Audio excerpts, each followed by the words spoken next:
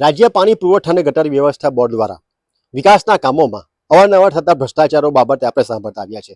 પણ સુરત જિલ્લાના માંડવી તાલુકાના તરગેશ્વર ગામે કે જ્યાં લાખો રૂપિયાના ખર્ચે પાણી પુરવઠા યોજના અંતર્ગત બનાવેલી પાણીની ટાંકી કે જે ટેસ્ટિંગ કરતા સમયે જ જમીન દોષ થતા લાખો રૂપિયાનો થયેલો ભ્રષ્ટાચાર ઉગારો પડ્યો છે. ત્યારે ભ્રષ્ટાચારની અવારનવાર બનતી આવેલી ઘટનામાં પ્રથમવારની આ ઘટના છે કે જ્યારે ટેસ્ટિંગ સમયે જ પાણીની ટાંકી તૂટી પડવાથી અધિકારીઓ અને એજન્સીઓની કરોડો રૂપિયાના કૌભાંડનું આપોઆપ બહાર આવવાની ઘટનાએ હવે વહીવટીતંત્ર સાથે જ સરકાર પર ગંભીર બની છે. ત્યારે આ સમગ્ર કૌભાંડ શું હતું, કોને કર્યું અને કૌભાંડ કરવા પછાડના માસ્ટરમાઇન્ડ કોણ છે અને કૌભાંડ થયા બાદ તંત્ર કઈ રીતે હરકતમાં આવ્યું છે એ બાબતે વિગતવાર ચર્ચા કરવી છે. વૈષ્ણવજન તો તેને કહીએ જે પીડ પરાઈ જાનાને રે. નમસ્કાર, નવજીવન ન્યૂઝ સાથે સુરતથી હું છું દિલીપ ચાવડા અને વાત કરવી છે ગુજરાત રાજ્યના પાણી પુરવઠા અને ગટર વ્યવસ્થા બોર્ડના સુરત જિલ્લામાં થયેલા કરોડોના ભ્રષ્ટાચાર બાબતે. સુરત જિલ્લા ખાતે આવેલ ગાય પગલા પાણી પુરવઠા જૂથ યોજના અંતર્ગત માંડવી તાલુકાના ગામોમાં પીવાનું શુદ્ધ પાણી મળી રહે તે આશયથી પાણીની લાઈન લંબાવવા સાથે જ તરગેશ્વર ગામે 20 લાખથી વધુના ખર્ચે પીવાના પાણીની ટાંકી નિર્માણ કરવામાં આવી. જ્યારે તૈયાર થયેલી પાણીની ટાંકીની ટેસ્ટિંગ સમયે જ એજન્સીઓના કર્મચારીઓના નજર સમક્ષ જ પીવાની પાણીની ટાંકી જમીન દોષ થવાની ચોંકાવનારી ઘટના બની હતી. ત્યારે લાખો રૂપિયાના ખર્ચે બનેલી પીવાની પાણીની ટાંકી ઉપયોગમાં આવે તે પહેલા જ તૂટી પડવાની ઘટનાએ વહીવટી તંત્રનો કરોડો રૂપિયાનો ભ્રષ્ટાચાર ખુલીને બહાર આવ્યો છે.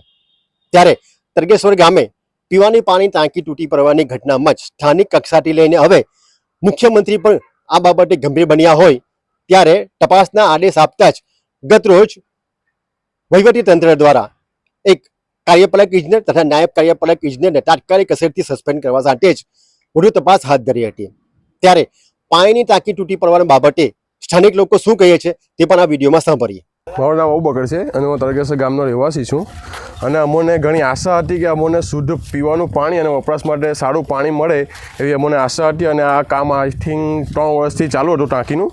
તો હજુ તો આજે પાણી ભરવામાં આવ્યું અને થોડાક જ ટાઈમમાં જમીન દોષ થઈ ગઈ છે. ટાંકી મોટી ઘટના થતાં બચી ગઈ છે આજે અને અમને ઘર સુધી હજુ પાણી પહોંચ્યું પણ નથી. એ પહેલાં જ આ ટાંકી જમીન દોષ થઈ ગઈ છે.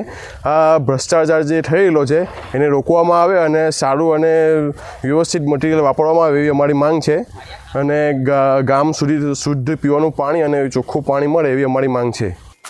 જય સોમાભાઈ ચૌધરી, ડેપ્યુટી એન્જિનિયર પાણી પુરવઠા સુરત. જયભાઈ, શું ઘટના બની?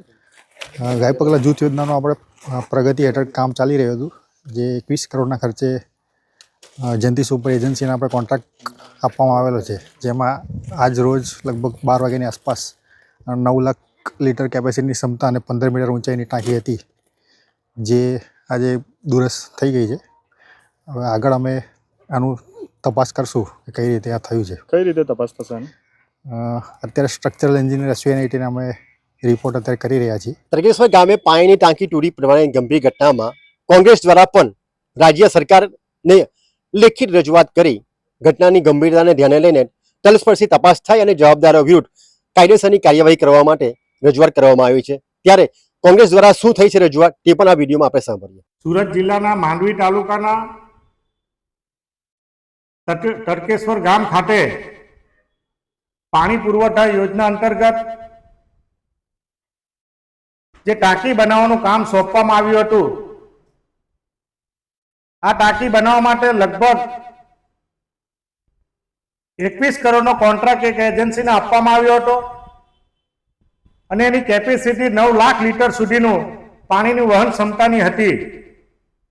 છેલ્લા 3 વર્ષના વધુ સમયથી આ ટાંકીની ગુણવત્તા, ટેકનોલોજી, સ્ટીલ, સિમેન્ટ અને અન્યની ચકાસણી કર્યા પછી રાજ્ય સરકારના અધિકારીઓએ એક ટેસ્ટિંગના ભાગરૂપે એનું ઉદ્ઘાટન સમય મર્યાદામાં કરવા માટે એનું ટેસ્ટિંગ રાખવામાં આવ્યું હતું. અને ટેસ્ટિંગ દરમિયાન પટ્ટાના મહેલની જેમ આ ટાંકી તૂટી પડી હતી. આ ટાંકી તૂટવાના કારણે 3 થી વધુ જેટલા મજૂરો ઇજાગ્રસ્ત પામ્યા હતા.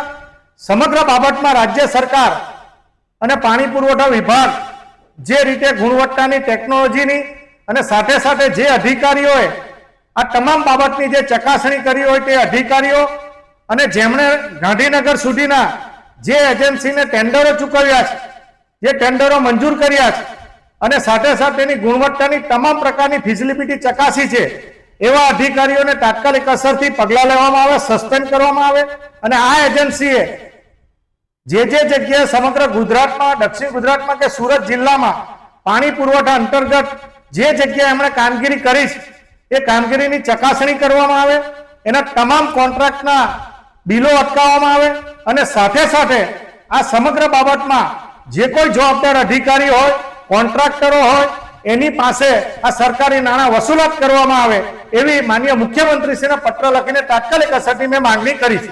આમ તરગેશ્વર ગામે પાણીની ટાંકી તૂટી પડવાની ગંભીર ઘટનામાં વહીવટી તંત્ર હરકતમાં આવતા અંતે આજ રોજ માંડવી પોલીસ સ્ટેશન ખાતે જવાબદારો વિરુદ્ધ ફરિયાદ નોંધવામાં આવી છે. ત્યારે કોના વિરુદ્ધ કઈ રીતની ફરિયાદ નોંધાઈ છે એ પણ જાણીએ. મીઠા મફતભાઈ મેવાડા કે જેઓ અધિક ઇજનેર સુરત વિભાગ હોય, તેમણે માંડવી પોલીસ સ્ટેશન ખાતે ટાંકી તૂટી પડવાની ઘટના બાબતે નોંધાવેલી ફરિયાદમાં મેસર્સ જયંતિ સુપર કન્સ્ટ્રક્શન મહેસાણા તથા બાબુ અંબાભાઈ પટેલ મહેસાણા તેમજ પીએમસી એજન્સી અમદાવાદ સાથે જય એસ ચૌધરી નાયબ કાર્યપાલક ઇજનેર સુરત અને અંકિત પી ગરાસિયા કાર્યપાલક ઇજનેર સુરત, આમ 5 વિરુદ્ધ ગુનો નોંધાયો હોય ત્યારે માંડવી પોલીસે ફરિયાદ નોંધી આ તમામ વિરુદ્ધ તપાસ હાથ ધરી છે. જ્યારે ઘટનાની ગંભીરતા જાણી પોલીસ પણ હવે આ બાબતે તલસ્પર્શી તપાસમાં લાગી હોય ત્યારે અત્યાર બાદ પણ કેટલાક જવાબદાર લોકો કે જે આ ઘટનામાં સામેલ હોય તેના વિરુદ્ધ પણ પોલીસ વધુ તપાસ કરી કાયદેસરની કાર્યવાહી હાથ ધરે એવું કહેવાઈ રહ્યું છે. ત્યારે આ જ ઘટનામાં વધુ અપડેટ સાથે આપ નવજીવન ન્યૂઝ સાથે જોડાયેલા રહો.